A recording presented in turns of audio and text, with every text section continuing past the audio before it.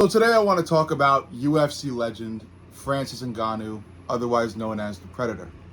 He is in an incredibly interesting part of one's UFC career, a part that not many UFC or general MMA professional fighters can really get to, because it requires you to already have reached a very high height in the sport and in the profession. Which Francis reached. You know, he became the UFC heavyweight champion. He became one of the most feared UFC fighters on the planet. And then all of a sudden, disaster struck. And crazy enough, the disaster didn't have anything to do with his performance. It had more to do with Francis's relationship with the president of his organization, Dana White.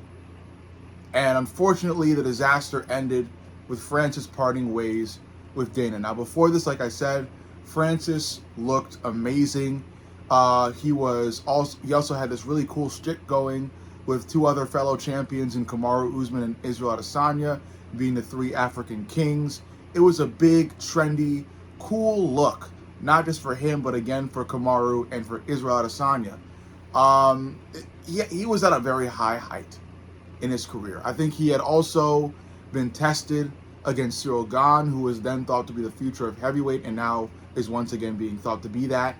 But, you know, Francis showed in that moment as well that he really is unstoppable, because he's also capable of learning, of taking, you know, his technique and his skill set and bringing it to the next level by being teachable, you know, being willing to slow his movements down, slow his pacing down, being willing to acknowledge the ground game side of MMA, be more prepared there. He showed how capable he was nearing the end of his UFC career. A fighter that, you know, looks so good and is capable of becoming so much better that even if John Jones would have moved to heavyweight, you'd have a feeling that guy can beat him. That was Francis before he left the UFC. And now, like I said, disaster struck. Apparently, Dana, you know, and him got into it behind the scenes. I think it was more so about money. I think Francis didn't feel like he was getting paid what he felt he was worth. And then the PFL came along. You know, even by then, they were the second fiddle to the UFC. They reached out to Francis probably while he was still under a UFC contract, and Francis liked what they had to say. He told Dana probably what they had to say, and they got into a big falling out, which ended in Dana releasing Francis from the UFC. He let Francis go on to chase his dreams, to get more money, and in the end, Francis got more money. You know, not just in the PFL, but primarily in the boxing world. He moved to boxing. He fought one of the best boxers to ever box in Tyson Fury, and actually technically won. You know, he did win that fight. The judges went with Tyson at the end of it, but the people know he won. The people knew he won the fight. He dropped Tyson real bad in that fight. Francis won, but in the end, like I said, they went with Tyson. Overall, Francis moved to the boxing world and did really, really well, because he was able to technically beat Tyson Fury. He moved on to fight Anthony Joshua, and that spelled the end of his boxing career, because Anthony Joshua destroyed him early. And then, you know, he thought about the MMA scene. I don't know if he fought in the PFL in that heavyweight fight against, I think his name was Renan Fajeda or something like that. I don't know if that was before or after the Joshua fight. I believe it was after. But for the sake of this video, I'll say it's after. So then Francis moved to the PFL. Because boxing was good, but Francis also misses MMA. You know, I think he likes boxing, but I think what Francis likes most about boxing is the pay. That's really it. I think he's at his heart and at the fiber of his being, he's an MMA fighter over a boxer. He just likes MMA better. So we moved to the PFL, and you know, the PFL loved that they had this UFC legend with them, and they wanted to put him against their biggest and baddest heavyweight right away. And so they did, and Francis made quick work of him. And it's understandable. The PFL is not, they don't have the caliber fighter that the UFC has. It's a much lower caliber in the PFL.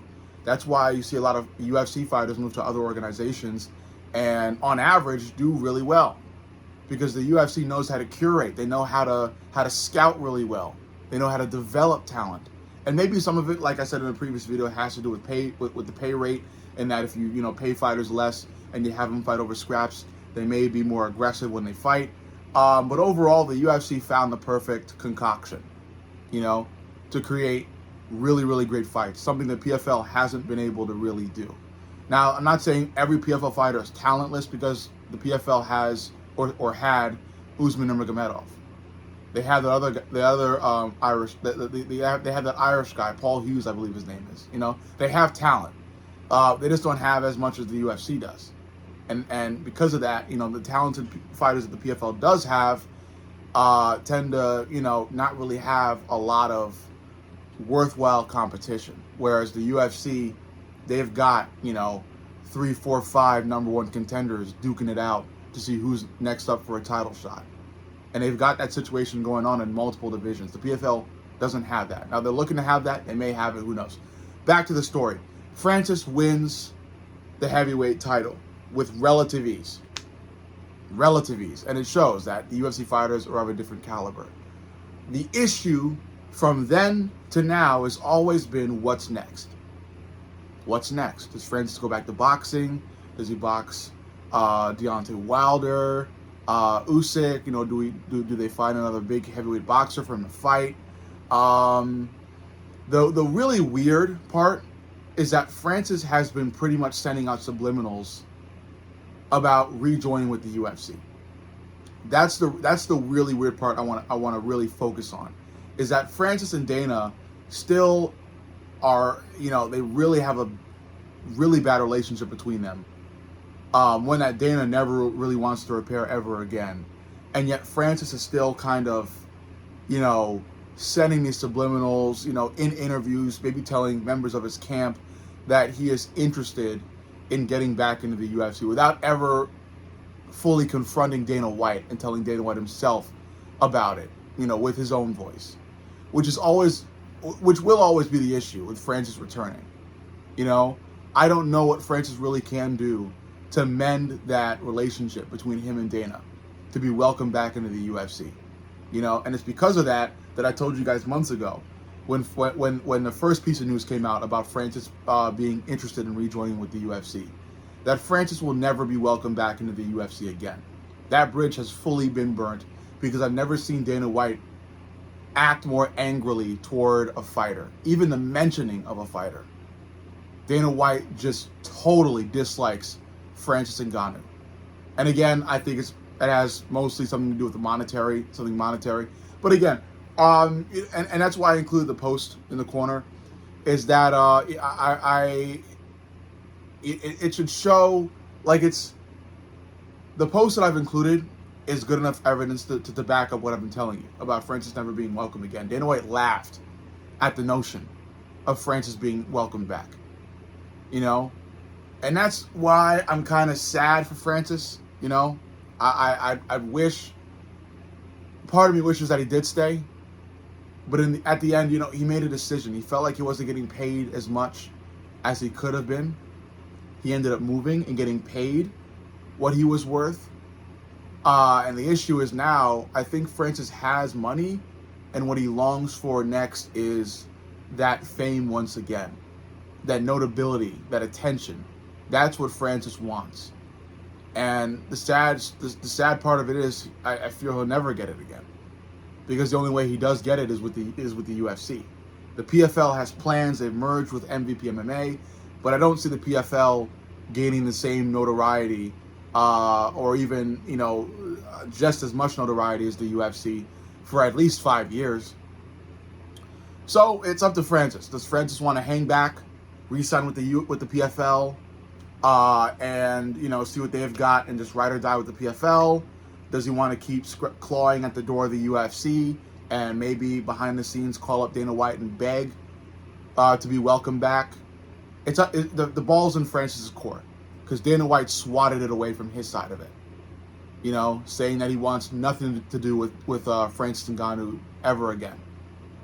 So it's Francis's, it's time for Francis to either beg to be welcomed back straight up to Dana White, no subliminals anymore, no telling members of the team and asking members of the team to spread the word. No, he will have to call Dana White up himself, show up in person, and go on his knees and beg.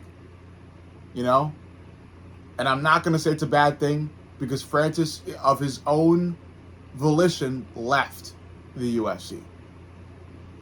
So he's going to have to do something to get back in. Don't know what it would be. Don't know what it needs to be. I don't know if it can ever happen. And I doubt it does.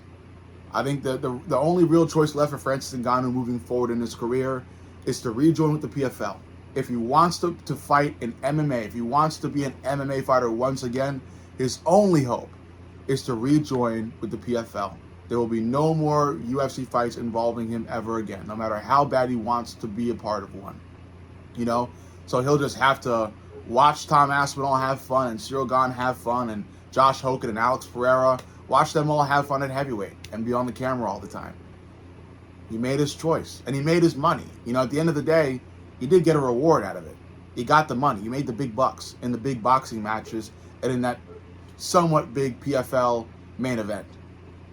And it's just funny. It's hilarious. And I don't mean to run this video on too long, but I'm just trying to let all my thoughts out for you guys. And another thing is, just how he carried himself after that PFL main event win. Right after winning that PFL heavyweight title, the thought dawned on him: there is nothing else for me here. That was it. That was all the attention he could have gotten outside of the UFC. And he did it easily, which is not so great. You want to have a challenge, You want to build a story. There is no story there.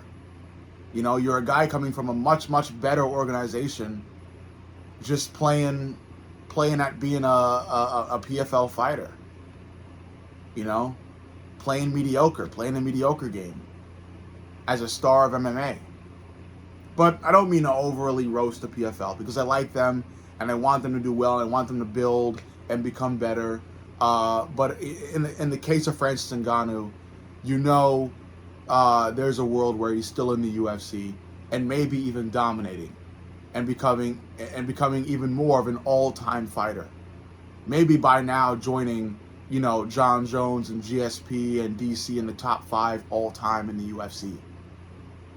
But sadly, will never be the case. He'll be one of those outside cases like Fedor Emelianenko and Crow Cop, fighters that were greats, but were greats outside of the UFC. But who knows? Like I said, the PFL has great potential. If they bring Ronda Rousey back and let her lead the way, they could become something truly great. And if Francis Ngannou joins on, hey man, the sky's the limit. So Francis has options. The story isn't over for him. It may be over for him involved in any association with the UFC, but it's not over for him in the world of MMA. The PFL is there. Street Beefs is there. Karate Combat is there. Power Slap is there. No, Power Slap's associated with Dana White. Power Slap's not there. But yeah, A-list boxing's also there. There are things for him to do. But sadly, he will always miss the allure of the crowd and the attention that all these high-level UFC stars will be getting for years and years and years. But he can also relish in the moments he did have, in the big fights in the UFC that he did go through. The UFC titles he did win. And maybe there are more titles to win, just not in the UFC. Let me know what you think.